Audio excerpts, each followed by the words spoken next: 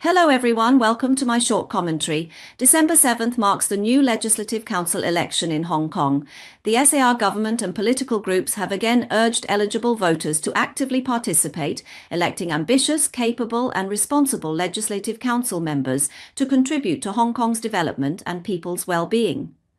One day before the election, the Office for Safeguarding National Security in Hong Kong released a statement addressing recent false information and smear campaigns related to the Hung Fut Court fire and the Hong Kong Legislative Council election. On December 6, the office interviewed some heads of foreign news agencies and journalists in Hong Kong. According to the statement from the office, some recent foreign media reports on Hong Kong have ignored the facts and spread false information, distorting the government's disaster relief and recovery efforts, attacking and interfering with the Legislative Council election, inciting social division and confrontation, and undermining the current atmosphere of unity and mutual support in Hong Kong. These reports failed to reflect the pain and feelings of the disaster victims, hurt the sentiments of Hong Kong citizens, and misled the international community. In response, the office expressed serious concern. The office emphasized that press freedom must go hand in hand with compliance with the law and that no media outlet is exempt. No one may use the name of press freedom to interfere in China's internal affairs or meddle in Hong Kong's affairs. All heads and journalists of foreign news agencies in Hong Kong have a primary obligation to abide by the Basic Law, the Hong Kong National Security Law, the Safeguarding National Security Ordinance, and all other relevant laws. They must strictly comply with the SR's regulations on news reporting and management, rigorously uphold professional journalistic ethics, and adhere to the principles of truthfulness, accuracy, objectivity, and fairness in reporting. They must not deliberately spread false information. The office stated that it hopes foreign journalists in Hong Kong will uphold professional ethics and report objectively and fairly, strictly abide by relevant legal provisions, and conduct themselves with self-respect and caution, never crossing the legal red line, as the office spokesperson has said. Zero tolerance for anti-China and anti-Hong Kong elements disrupting Hong Kong. Let no one say they were not warned.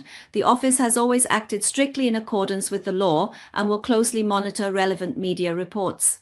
This is the first time the National Security Office has released public information revealing it interviewed some foreign media outlets in Hong Kong. This serves as a clear warning to foreign media intending to stir up trouble.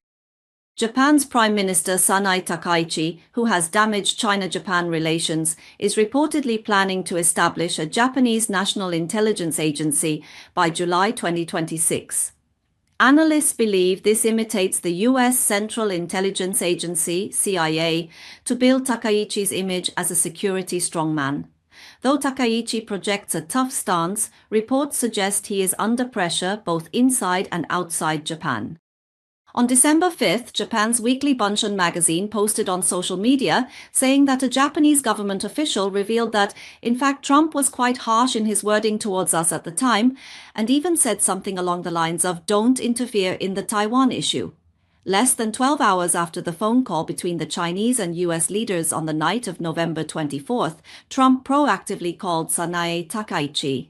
After the call ended, Sanae Takaichi disclosed to the public that the two sides discussed strengthening the Japan-US alliance and the situation facing the Indo-Pacific region. They exchanged views on a wide range of topics, and it was also said that Trump told her that they were very close friends and that she was welcome to call him anytime.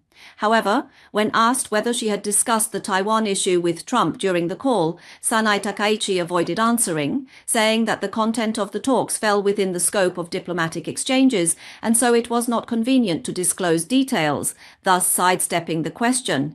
Meanwhile, on November 25th, when Japanese Foreign Minister Yoshimasa Hayashi was asked whether Trump or U.S. Secretary of State had explicitly expressed support for Japan, he also repeatedly said he didn't quite catch the question and vaguely refused to give a direct answer. However, the weekly magazine Shukan Bunshun broke the news that Takaichi had been warned by Trump. Immediately after, on November 26, the Wall Street Journal cited sources familiar with the matter, reporting that Japanese officials and a U.S. insider revealed that Trump had asked Sanae Takaichi to exercise restraint in her remarks regarding Taiwan, and suggested that she not provoke China on the issue of Taiwan's sovereignty. However, he did not pressure Sanae Takaichi to retract her statements. What makes people speculate even more is that on November 27th, Japan's chief cabinet secretary was pressed by reporters about this issue during a press conference, and he gave two different answers. In the morning, after repeating the press release previously issued by Japan, he said that any further specific details were part of diplomatic exchanges and he would not comment. But by the afternoon changed his tone and directly said that the report mentioned Sanae Takaichi had received a warning from Trump not to provoke on the issue of Taiwan's sovereignty. China's suggestion isn't factual. He also said they'd already protested to the Wall Street Journal, which published this news.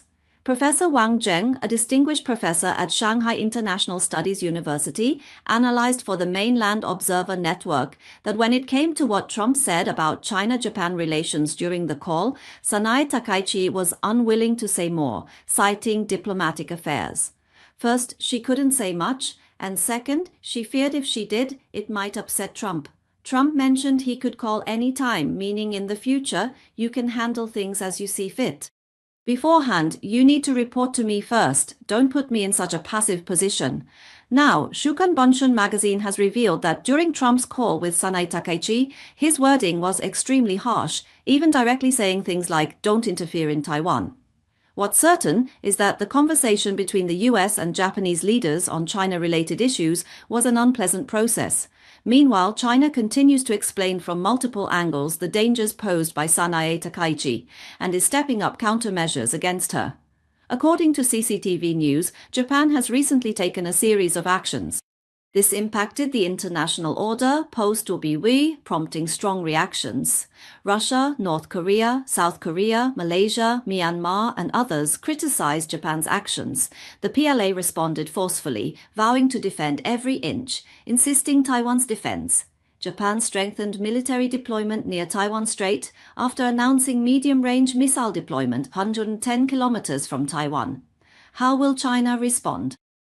A military commentator in an interview with CCTV said that deploying medium-range missiles and electronic warfare units on Yonaguni Island is aimed at creating a bridgehead. In reality, the PLA has many ways to counter this because these islands, first, are close by, second, are small in size, and third, have limited maneuvering space. Therefore, the PLA's firepower and strike capabilities can fully cover them. He mentioned that Japan has just announced the deployment of Type 03 medium-range surface-to-air missiles on Yonaguni Island.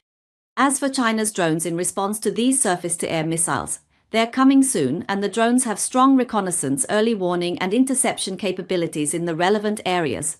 When Japan even just starts earthworks on Yonaguni Island, the PLA can clearly detect it. If a large number of medium-range weapons are deployed, not only are they within the PLA's reconnaissance range, but also within its strike range.